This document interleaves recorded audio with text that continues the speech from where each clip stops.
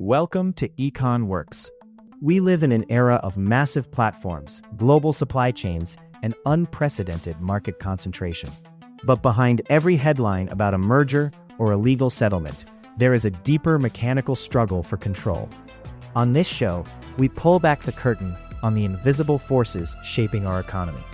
We look past the talking points to examine where law, power, and markets actually collide, and how those collisions redefine the world we live in. Coming to you from the EconWorks desk, we're diving into a breakdown of the systems that run our modern life. This is EconWorks. Today's episode, the Texas Anesthesia Stealth Monopoly. So, back in 2026, the U.S. government tried to dismantle this massive medical monopoly down in Texas. Right. And, the strangest part of this whole case wasn't actually how big the monopoly got. It was, that they did it right under everyone's noses. Yeah, without making a single headline. Exactly. Completely under the radar. Well, welcome to the deep dive, everyone. We are unpacking a pretty brilliantly detailed EconWorks blog post today. Yeah, it's about a quietly settled antitrust case involving a really major Texas anesthesia provider. Right. And for you listening, this isn't just some niche story about healthcare. It's really a look at this hidden corporate strategy called a roll-up. Right, the roll-up, which really raises this, fundamental question about whether our modern antitrust laws actually have the mechanics to stop it. Okay, let's unpack this. Because usually, the traditional image of a monopoly forming it's highly visible, right? Oh, yeah. Usually it's this distinct event, like on a specific day, two massive household name corporations announce a mega merger. Right, and it's all over the news. Exactly. And the government usually swoops in immediately because, a deal that big triggers mandatory reporting thresholds. Under the Hart-Scott-Rodino Act. Yeah, exactly. But a roll-up or, a serial acquisition strategy is a completely different mechanism. Because it's not one giant deal. Right. Instead of one huge buyout, a company buys dozens of smaller competitors, but over many years. So they deliberately target clinics or, practices that are small enough that the purchase price just falls beneath that mandatory reporting threshold. Exactly. They just fly entirely under the radar until suddenly they dominate a whole regional landscape. And for you listening, if you've ever stared at a hospital bill, just absolutely bewildered by why the costs are so high. Which I think is pretty much everyone. Right, seriously. Yeah. Or, if you've noticed that suddenly a few giant corporate entities seem to be operating every independent doctor's office in your town. Yeah, that's what we're looking at today. Exactly. We are going to reveal exactly how that consolidation happens. If we connect this to the bigger picture, the Federal Trade Commission, the FTC, has actually been scrambling to figure out how to handle this exact stealth strategy. Right, because it's so hard to track. Yeah. They actually launched a major inquiry into serial acquisitions back in January 2022. Which eventually led to those updated merger guidelines in late 2023, right? Yep. Right around the time they actually filed this specific lawsuit in Texas. So before we get into the massive legal battle, we really need to understand what the FTC alleged this Texas anesthesia provider actually did to build this empire.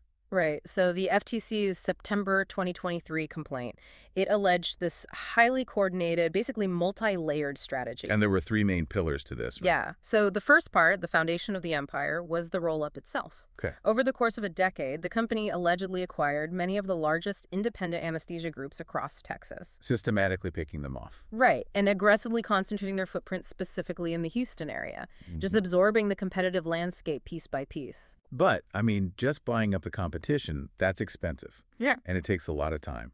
Yeah, it does. Which brings us to the second pillar. The FTC alleged they found a way to project their market power without actually having to buy everyone out. This is the part that blew my mind. How do they do that? Well, according to the complaint, the dominant provider approached independent anesthesia groups and basically set up these special pricing arrangements. Okay, so they didn't buy them, they just made a deal. Right. The independent doctors agreed to bill commercial insurance companies using the dominant provider's negotiated contracts. Wait, because the dominant provider had already negotiated much higher reimbursement rate. Exactly. So when the insurance company paid out that much higher rate, the independent doctors and the dominant provider just split the extra cash. Oh, wow. Yeah, it basically functions as a mechanism to artificially raise the price floor across a whole region. Because the dominant firm uses its massive bargaining power to get those high rates. Right. And by letting smaller independent practices umbrella under their billing apparatus, they completely neutralize those independents as cheaper alternatives in the market. That is wild. And there was a third part too, right? Yeah, the FTC also alleged market allocation agreements. Handshake deals, basically. Basically, yeah. They alleged this dominant provider made deals with another massive anesthesia group to just divide up territories. Like you take the north side, we take the south side. Exactly. So they could avoid competing for the exact same hospital contracts. And, the details uncovered in discovery paint a pretty vivid picture of the intent behind all this. Oh, the internal emails are incredible. Yeah.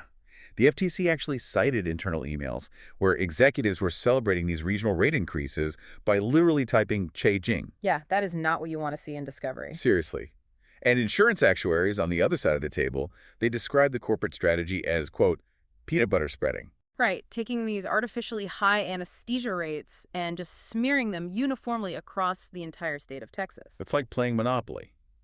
But, instead of buying Boardwalk and Park Place with a loud thump of cash, you quietly buy up every single greenhouse on the board over 3 hours. I love that analogy. Yeah, and nobody notices until suddenly nobody can move around the board without paying you rent. The Monopoly board is actually a perfect mechanical representation of the roll-up effect, but there is a really vital legal distinction here regarding who was actually held responsible for buying all those greenhouses. Right, the private equity angle. Exactly.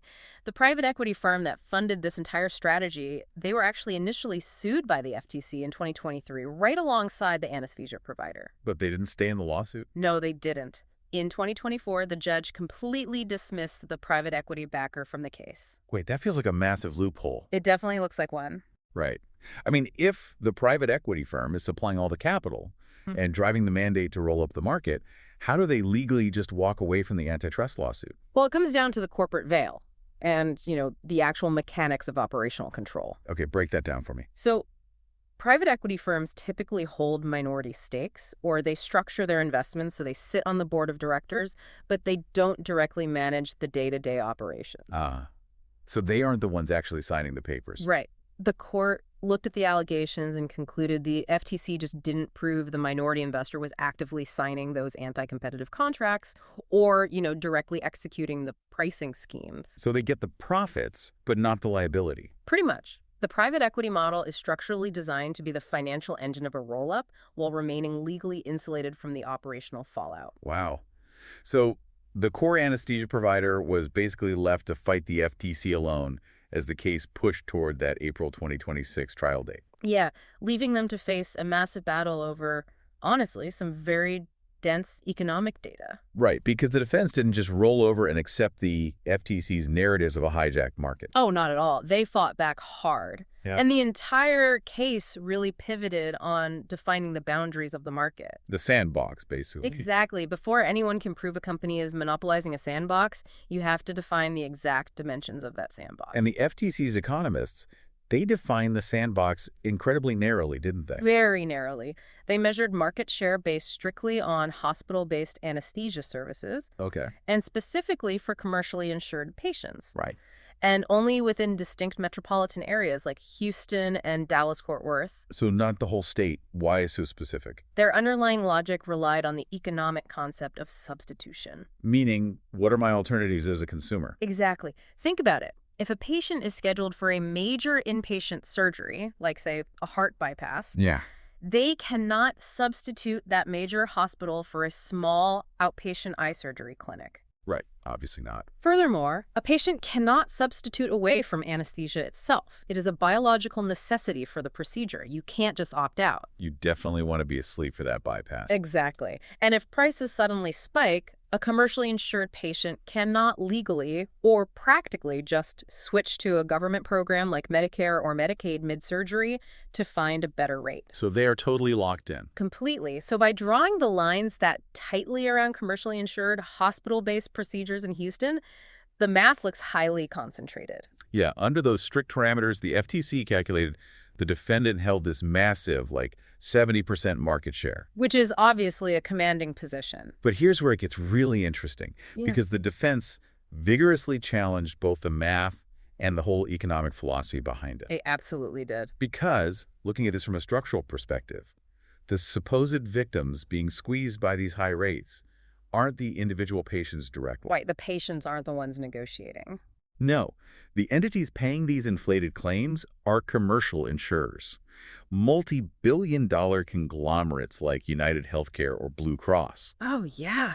Massive companies. These insurance companies completely dwarf the Texas anesthesia provider in sheer size and revenue. So if these insurers are so massive, shouldn't they have the leverage to simply say no to the high rates and push back during contract negotiations? That is exactly what the defense argued. They centered a huge part of their case on the presence of those powerful insurers. It makes sense. It's not a David and Goliath situation. It's Goliath versus Goliath. Right. They posited that in a market dominated by sophisticated, multi-billion-dollar buyers, the dynamics are just far more complex than simple extortion by a provider. Okay. They argued that if these colossal insurance companies couldn't negotiate lower rates, well, it wasn't due to monopoly power. It was rather just the underlying economic realities of providing complex medical care in a really high-cost environment. But wait, if the insurers have all that power, why would they ever agree to that peanut butter spreading strategy in the first place? Why accept the high rates? Because of the exclusive nature of hospital contracts. Ah. Yeah. If the anesthesia provider holds the exclusive contract to staff a quote-unquote must-have hospital system in Houston, the insurance company basically has to cover them. Because if they don't, their customers lose access to the best hospital. Exactly. If the insurer drops the anesthesia provider, their subscribers can no longer get surgeries at the most important hospitals in the city. And then the subscribers will revolt, complain to their employers, and the employers will just drop the insurance company. You've got it. It's a chain reaction. Yeah. But, the defense argued this is just standard hard-nosed business negotiation between titans, not an illegal monopoly. Okay, so that's the insurer argument. But what about the math itself? This 70% number. Right. Well, if we look beyond the insurance negotiations, the defense argued that defining the market at 70% seems completely dependent on ignoring outpatient clinics. Ambulatory surgery centers, or ASCs. Exactly. ASCs handle millions of procedures every single year. So if you just exclude them from the data entirely, you artificially inflate the market share of whoever dominates the inpatient hospitals. Which is exactly what the defense claimed. They actually labeled that tactic gerrymandering the market. Gerrymandering, wow. Yeah, because anesthesiologists are highly mobile professionals. A doctor might work a 12-hour shift at a major Houston hospital on a Tuesday, right? Yeah. But then spend Thursday staffing a small, independent ASC down the street. Ah, so hospitals and ASCs are fiercely competing to hire from the exact same labor pool of anesthesiologists. Exactly. So by ignoring the ASCs entirely, the defense argued the FTC's market definition just created this statistical illusion, one that looked way more concentrated than the actual reality on the ground. This really shifts the entire perspective on who the doctors are actually competing for. How so? Well, as a patient, I've never once shopped around for an anesthesiologist. Right. Nobody does. No. I pick a surgeon, I go to the hospital, and whoever walks in with the IV is my doctor. I don't get a menu. And you've just identified the fundamental mismatch in the FTC's logic, at least according to the defense. Okay. Anesthesia providers do not compete for individual patients. Demand is tied entirely to the facility or the specific surgical procedure. So the real economic competition takes place way before the patient even arrives. Exactly. It happens when anesthesia groups submit proposals to win exclusive staffing contracts with the hospitals. So the defense was basically saying the FTC misunderstood the battlefield. The competition is for the building, not the person in the bed. That's a great way to put it, yes. Which makes isolating the true cost of that competition just incredibly difficult. I mean, Houston is already a massive, highly complex, and historically expensive medical hub. Right. It's not a cheap place to do business. So if a region inherently has a high cost of living, massive overhead, and really expensive labor, how do you mathematically prove that a high anesthesia bill is the result of a monopoly markup rather than just the baseline cost of doing business in Houston? You've hit on the defense's next big point. They highlighted that exact lack of a competitive benchmark. Because what is a normal price anyway? Exactly. They argued the FTC completely failed to establish what a normal or competitive price for anesthesia in Houston was actually supposed to look like before the roll-up even began. So high prices in a vacuum do not automatically prove an antitrust violation. No, they don't. Sometimes they often just reflect reflect a fundamentally expensive ecosystem. Okay, so we have this profound clash of economic worldviews here. A total standoff. Yeah. The FTC is pointing to a 70% market share and sky-high rates, arguing the roll-up destroyed competition. Right. And the defense is countering that the math is gerrymandered, the labor market includes outpatient centers, the buyers are tight in insurance companies, and Houston is just, well, expensive. Yep. Those are the lines drawn in the sand. But let's assume, just for the sake of the exercise, that the FTC's data was totally flawless and their market definition was 100% correct. Okay, let's assume that. This case still exposes a massive, almost philosophical flaw in modern antitrust enforcement, specifically regarding timing. Oh, absolutely. What's fascinating here is that the structural flaw becomes glaringly obvious when you just look at the timeline in the FTC's own complaint. Okay, break that down. Well, according to their own numbers, the very first major acquisition this provider made, and this was long before the decade of stealthy roll-ups, immediately secured them a roughly 50% market share in Houston. Wait, really? So the market was already highly concentrated on day one? Exactly. The slow, creeping roll-up strategy over the next 10 years is what allegedly pushed that market share from 50% up to 70%. So the roll-up didn't create the concentration from scratch. It just exacerbated an existing one. Exactly. And this creates a severe dilemma for regulators when it comes to the remedy. The remedy, meaning how they fix it. Right, because in antitrust law, your theory of harm has to match your theory of remedy. And the FTC's theory of harm was that the cumulative serial acquisitions harmed competition. But wait, if the judge agrees with the FTC and forces the company to divest all those later acquisitions, like forcing them to sell off every single small clinic they bought to reach that 70%, their market share only drops back down to 50%. You see the problem. Yeah. They remain a massive dominant force in the Houston market regardless. You're trying to solve a 70% monopoly problem by reverting it to a 50% monopoly problem. Exactly. And practically speaking, executing that divestiture is a complete logistical nightmare. Because it's not just a clean break. Not at all. Look, when the government challenges a mega merger before it happens, they are simply seeking an injunction to stop a contract from being signed. Right. The companies remain totally separate. But when you challenge cumulative acquisitions retrospectively, like years after the fact, the independent firms no longer exist. Right. It's like trying to unbake a cake. Oh, I like that. Yes. I mean, you can't put the toothpaste back in the tube. It's like trying to untangle a corporate nervous system. Exactly. The individual clinics, they don't have their own HR departments anymore. Their billing codes are all consolidated under one corporate tax ID. Yep. The master contracts with the insurance companies have been universally rewritten. You can't just tell a clinic to go back to being independent when its entire back-end infrastructure has been dissolved for 5 years. This is exactly the defining tension of retrospective antitrust cases. You know, this anesthesia lawsuit was built around Section 7 of the Clayton Act. Which is what exactly? It's essentially the government's rulebook for preventing mergers and acquisitions that substantially lessen competition. Okay. The FTC was basically testing a relatively novel legal theory here by applying Section 7 to a long string of minor cumulative acquisitions rather than just one big merger. Have we seen them try something like this before? We see a really similar struggle in the FTC's retrospective case against Meta. Oh, right, regarding their acquisitions of Instagram and WhatsApp? Exactly. Now, that case leans heavily on Section 2 of the Sherman Act, which deals with the illegal maintenance of a monopoly. But while the actual legal statutes differ, the underlying mechanical problem is identical. Which is, how do you artificially inject competition back into an ecosystem that has permanently evolved around a consolidated power structure? Exactly. How do you unbake the cake? So we have this incredible legal collision set up. The FTC is pushing a major theory to finally crack down on serial roll-ups. Right.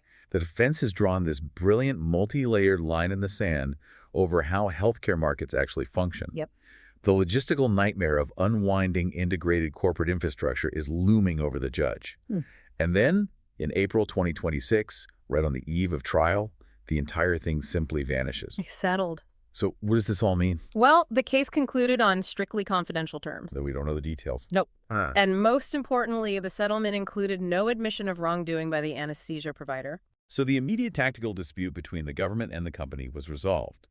But the broader structural questions were left entirely unanswered. Completely unanswered. And the frustration from a legal and economic standpoint is immense. Because it's settled, We don't get a judicial ruling testing the boundaries of the Clayton Act against private equity roll-ups. Right. We don't get a judge definitively ruling on whether outpatient clinics must be included in hospital market definitions. The legal theory basically remains untested in a final trial verdict. Furthermore, because of the confidentiality of the settlement, it means the public has zero visibility into the actual remedy. Right. We don't know what kind of competitive restructuring, if any, was forced upon the Texas market. Exactly. We don't know if they had to spin off specific clinics or simply, alter their billing practices with the independent providers. It's a black box. And for you listening, this highlights a really critical reality about how our economy is currently structured.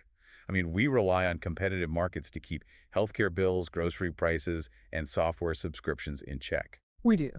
But this case demonstrates that corporate consolidation strategies are explicitly designed to outpace regulatory oversight. Completely. By the time the government aggregates the data, launches an inquiry, files a lawsuit, and gets to trial, the markets are already deeply and irreversibly integrated. Which leaves us with, I think, a really necessary question to consider regarding the future of enforcement. What's that?